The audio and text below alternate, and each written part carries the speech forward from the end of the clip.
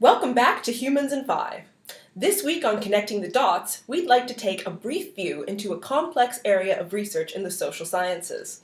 In terms of names, this one's a doozy, but we'd like to talk to you about epistemology. Epistemology is the study of knowledge. This field involves questions like, what is knowledge? How do we obtain it? Do we gain knowledge by reason and logic, or do we gain it by experience? These are some pretty crazy theoretical concepts. Even within the social sciences, people sometimes avoid discussions on epistemology since it is such a large philosophical concept to grasp.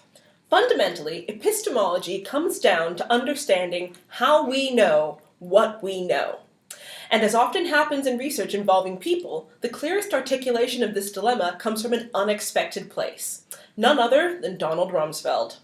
Donald Rumsfeld was the American Secretary of Defense in 2002, just as the United States were contemplating the invasion of Iraq.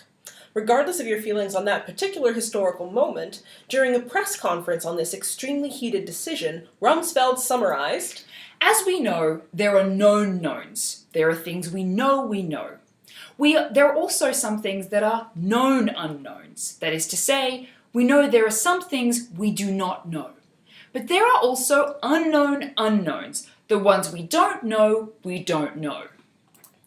The distinction between these different categories, the things we know, the things we don't know, and the things we don't know, are the bread and butter of epistemology.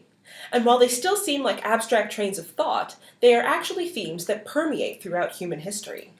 Human evolution presents a really great context for dealing with these concepts. We know that our species is one of several that have existed at some point in the last few million years.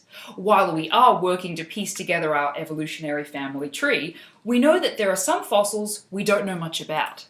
However, there are sometimes fossils or species that existed in the past that we may presently have no knowledge of. For example, the Denisovans, a new species discovered through ancient DNA analyses of fossils, appear to have interbred with both Neanderthals and our species. However, until their DNA was extracted from a fossil a few years ago, we had no idea they even existed.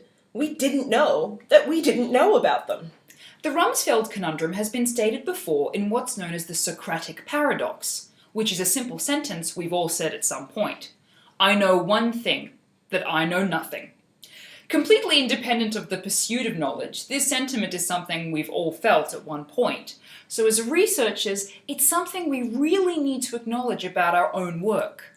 Sometimes, despite our best efforts, there are still things we just don't know. But by having the strength to acknowledge the holes in our knowledge, we can begin to think about how we can patch them up along the way. So to put things simply, before we can begin to unpack the human story, it's worth taking a moment and to sit back and think about what exactly do we know, and what can we do to start filling in the blanks in our knowledge.